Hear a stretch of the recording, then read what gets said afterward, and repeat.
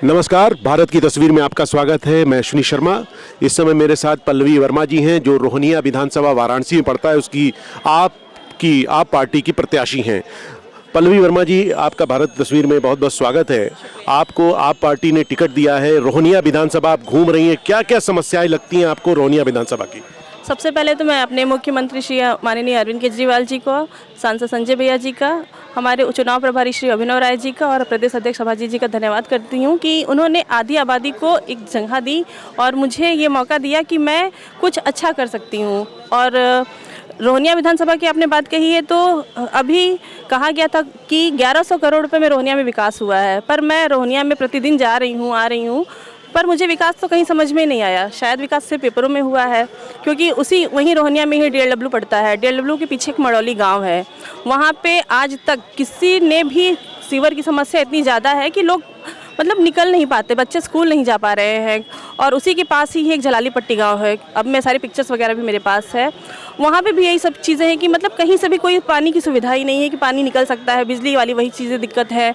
और तो और एक गांव और पड़ता है हरपालपुर के पास, कनई सराय, वहाँ पे दलित बस्ती इसको बोलते हैं। दलित बस्ती में मैं जब गई तो बड़ा शॉक्ड रह गई कि इतना पिछड़ा वर्ग भी कुछ हो सकता है, इतना ज़्यादा पिछड़ा चीज़ कि वहाँ पे इतने साल हो गए, लगभग आज तक सिर्फ पेपरों में तो आवास बने हुए हैं। पेपर में मैंने पता किया तो 23 आवास हैं और वहाँ पे हकीकत में सिर्फ 3 आवास दिए गए हैं। क्यों आवास नहीं दिए गए? क्या विकास यही चीज़ था?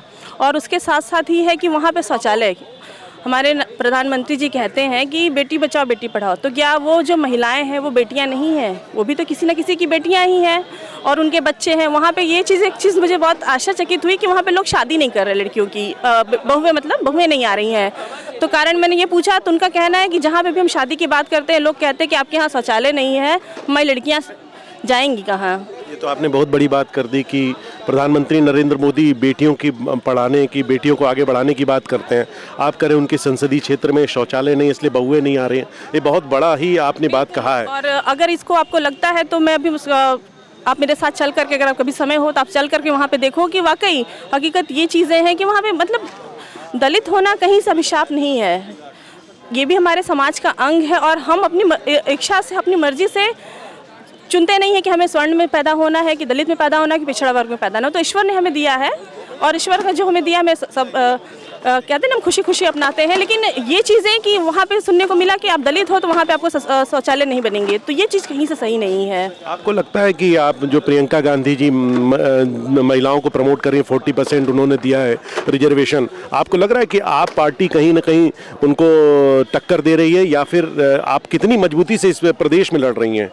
ये उत्तर प्रदेश में आप कितनी मजबूती से लड़ रही हैं? देखिए, प्रियंका गांधी जी की बात करें या कांग्रेस की बात करें तो हम उनको कहीं से टक्कर देने की बात ही नहीं करते। दिल्ली में उनका पूरा सुपड़ा साफ हो चुका है पूरी तरीके से। और रही बात बेटियों के लिए कर रही हैं, तो एक महिला होने के नाते मैं उनका बहुत सम्मान करती हूँ, क्योंकि मैं भी एक महिला हूँ।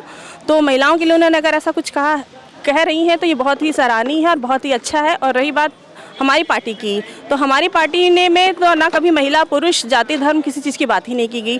जो जिस चीज़ का हकदार है, जो जिस चीज़ के लिए काबिल है, उसको वो चीज़ दिया जा रहा है। और हमारे संजय भैया तो ग्रेट है, वो उन्होंने तो कभी किसी चीज़ का कभी कुछ कहा ही नहीं है कि ये चीज़ कभी ऐसा होना चाहिए कि वैसा होना चाहिए। सब चीज़ को कहते हैं ना कि महिलाएँ, जब हम लोगों को बोला जाता है अर्धांगिनी, तो आधा पुरुष आधा महिला, तो यहाँ पर हमारी पार्टी में भी यही चीज़ें हैं।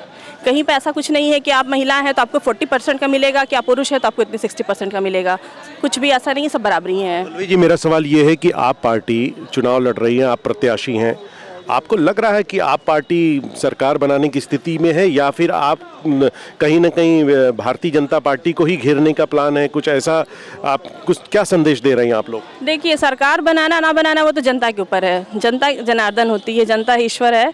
तो जनता को अगर लगता है, जब वो दिल्ली में भी हमारा जब पहली बार सरकार बनी थी सिर्फ मात्र 8 महीने की थी, तो 8 महीने में जब हम आ सकते हैं तो हम यहाँ पे भी आ सकते हैं। और रही बात पूर्ण बहुमत की या किसी भी सीटों की, तो हम सीट पे कभी हम लोगों ने डिस्कस ही नहीं किया। हाँ, ये है कि जो भी हमारे रिजल्ट आएंगे बहुत ही कहते हैं ना अविश्वसनीय होंगे, क्योंकि इतना तो है कि हर व्यक्ति पीड़ित है कहीं ना कहीं से, चाहे कोरोना काल में पीड़ित हुआ है, चाहे क्योंकि जो अभी शिक्षा का स्तर गिर गया है, कोविड काल से एकदम पढ़ाई लिखाई बंद हो चुकी, लेकिन रैलियों में आने के लिए कहीं से कोई कोताही नहीं छोड़ी जा रही थी, बच्चे पढ़ाई लिखाई बंद हो गई है। उसके साथ साथ ही कि हर तरीके से देखा जाए तो कहीं ना कहीं आदमी त्रस्त है। बिजली के भाव इतने, मतलब बिजली के बिल जो है इतनी तेज़ी से बढ़े हैं, पेट्रोल हो गए, और हमारा ही देख करके अभी लोग हमारी कॉपी करने लग गए हैं कि बिजली के बिल माफ़ कर देंगे और बिजली के बिल आधा कर दिए। लेकिन इतना तो है, ईश्वर ने ये वरदान सिर्फ अरविंद केजरीवाल जी को दिया है जो वो बिजली के बिल माफ़ कर सकते हैं। ये तो बात सही है कि अरविंद केजरीवाल जी बिजली बिल माफ़ करने की बात करते हैं और उसके आधार पे 2 बार दिल्ली की सत्ता में आए हैं। आप पंजाब में कितनी मजबूती से लड़ रही हैं? पंजाब में तो हम आ ही रहे हैं और पूरी मजबूती के साथ लड़े हैं, क्योंकि कह सकते हैं पहली पार्टी ऐसी होगी जो जनता से पूछ के मुख्यमंत्री डिसाइड करती है। बाकी जगह पे तो कोई चुनाव लड़े चाहे ना लड़े, मुख्यमंत्री का चेहरा हमें दे दिया जाता है कि आप ये मुख्यमंत्री हैं आपके। लेकिन हमारी एक ऐसी पार्टी है जिन्होंने जनता से पूछा है कि आपको कौन व्यक्ति मुख्यमंत्री के रूप में चाहिए। तो 94% हमारे भगवत मान जी के लिए वोटिंग हुई है, और कल का ये आया है कि भगवत मान जी हमारे मुख्यमंत्री के सीएम चेहरा है पंजाब में। तो सोचिए, जब ऐसे लोगों से जनता से पूछ के जब कोई काम किया जाता है तो जनता उसको क्यों नहीं सराखों पे बैठाएगी। ये सवाल मुझे पहले पूछना चाहिए था, लेकिन अंत में पूछ रहा हूँ। पल्लवी जी, आप पार्टी ने आपके चेहरे को क्यों सामने रखा रोहनिया विधानसभा से? शायद हो सकता है क्योंकि मैं अन्ना आंदोलन के साथ से रही हूँ, और दिल्ली से लेकर के पंजाब, गोवा, जहाँ पे भी है मुझे लगा है पार्टी को मेरी ज़रूरत रही है या मुझे पार्टी की ज़रूरत रही है। पार्टी मेरे साथ हमेशा कदम से कदम मिला के रही है। और रही बात मेरे चेहरे को रखने की, तो यही कारण है कि मैं शुरू से रही हूँ और मैं पार्टी के लिए पूरी तरीके से डेडिकेट हूँ, 24 घंटे आप कह सकते हो। तो मैं बस यही कारण है कि पार्टी ने मुझे प्रत्याशी घोषित किया है यहाँ पे।